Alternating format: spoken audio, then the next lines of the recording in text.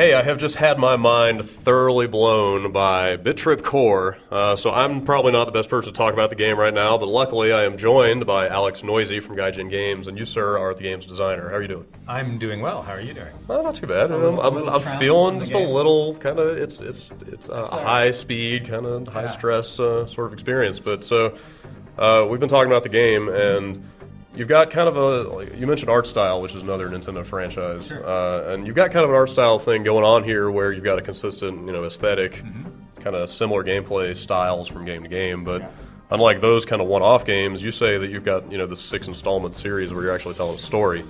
So can you tell us, what are the themes you're trying to put into this series, and what is the continuity that we should be looking for from game to game here? Well, I'll talk a little bit about it, but I want to leave it kind of open for interpretation, which I think is going to be really cool when players start to think about what's going on with this game and stuff. But you'll notice when you play Bit Trip Beat, there are cutscenes and there's the background art and there's the music and everything that kind of gives a vibe to the game, tells a little bit of a story there. And in Bit Trip Core, that story is continued through the same means, so the cutscenes, the background art, and the discerning player will be able to pick it apart a little bit and start to think okay, well, what is Commander Video all about? What's going on? Because it is Commander Video's story. That much I'll tell you. Straight up, it's Commander Video's story, and he's kind of telling it in his own way through these games. So you guys are exploring different kinds of gameplay from game to game. Beat has got, tilt, analog kind of control, and then here it's just straight digital, it's D-pad and button. What dictates, from game to game, what kind of focus you're going to have, and what are some of the other kind of styles that we can look for?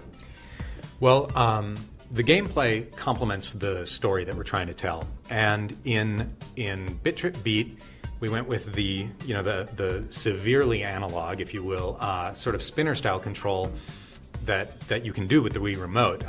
And I'll just take this opportunity to lament the passing of the spinner controller, because that thing is awesome, and we should have more games that use it. But the Wii Remote is a great substitute, so I think more games should be made in that style. But anyway, so that was sort of taking the very first games that were made back in the 70s and saying that's our starting point, because games started there, sort of, at least as far as the Bit Trip series is concerned, everything started then.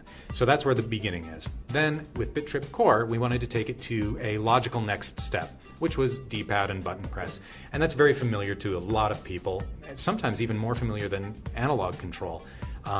And with that straight-up on-off digital control comes a more rigid gameplay style and is a lot more suited to Bit Trip Core, which is very precisely rhythm-based.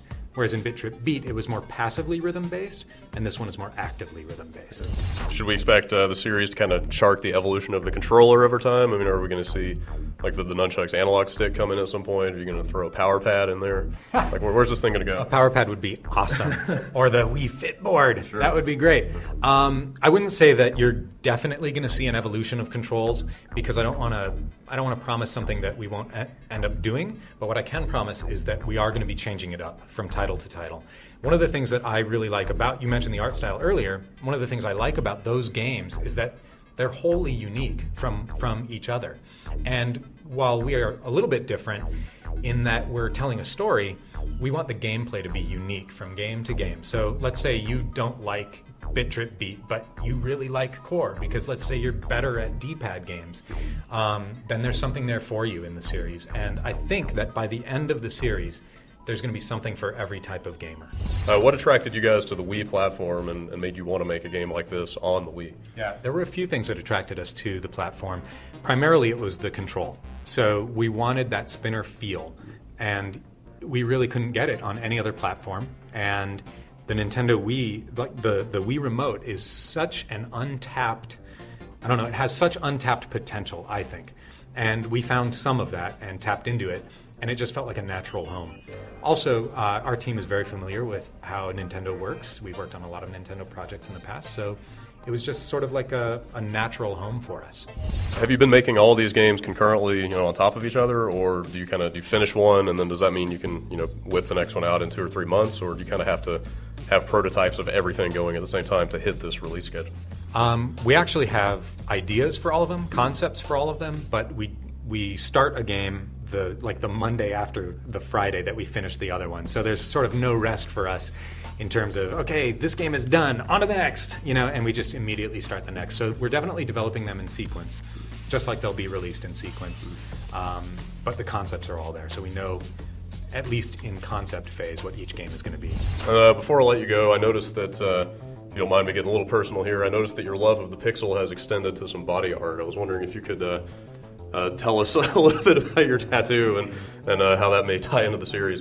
Sure. The tattoo is actually not a video game tattoo. It's actually from Voyager, isn't it? Is that what that is? You're close. Or not Voyager. It was the Arecibo message. That's what. Yeah. Okay. That NASA sent into outer space. Are actually. Yeah, they're looking. NASA sent it out in 1974, looking for extraterrestrial intelligence. Right.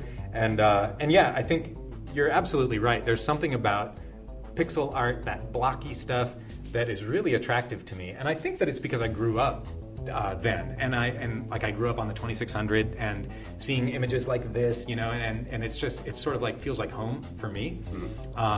And in fact, this radio message is in Bit Trip Beat, except the little human is replaced with Commander Radio. Very nice, very nice. Yeah. So, last question: if the scientific community had, instead of that message, sent the Bit Trip series into space, what do you think alien life's impression of mankind would be? I would think that they would think we are mean because these games are difficult.